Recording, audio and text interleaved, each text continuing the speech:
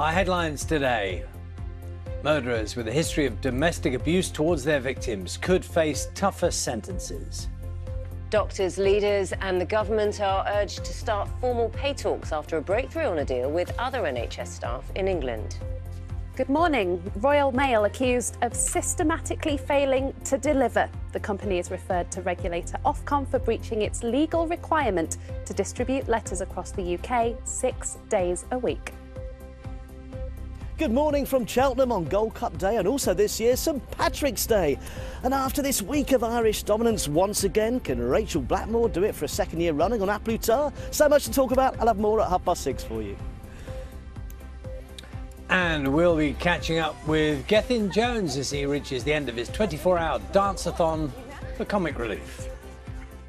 Royal Mail has been referred to the industry regulator for breaching its requirement to deliver letters across the country 6 days a week. A group of MPs said the firm has been prioritising parcel deliveries over letters and called on Ofcom to investigate.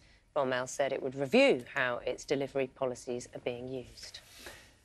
3 million people who applied for a driving licence since April 2020 have experienced delays, costing some their jobs or income. That's according to a group of MPs. The Public Accounts Committee said DVLA customers with medical conditions were especially badly affected, with some experiencing isolation and worsening mental health.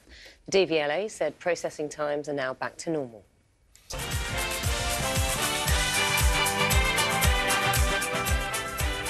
It'll be a familiar theme for lots of people. Challenge Annika is back after almost 30 years.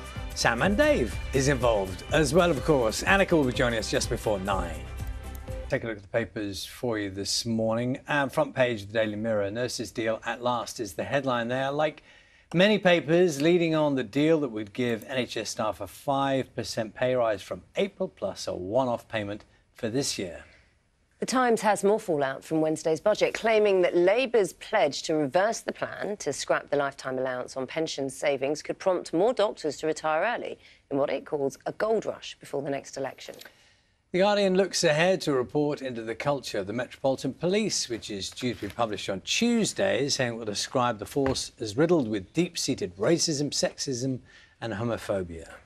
And the most read story on the BBC News website this morning is that more than 1,000 passport office workers will go on strike for 5 weeks from April the 3rd. It's a dispute about jobs, pay and conditions. This morning's front pages, so let's see what's dominating. Now, many of which, of course, reporting on a deal that's been reached between the government and unions on health workers' pay. Say yes to end strikes. That's the headline there that you can see on the Metro. Similarly, the Eye suggests that the deal could bring an end to the many strikes that have taken place in recent months. And the Express calls it a victory for common sense and for patients. Nurses' deal at last. That's the front of the Mirror there. And the Times says that unions are backing the pay offer for 1 million NHS staff because they regard it as fair. While the Sun simply says, carry on, nurse.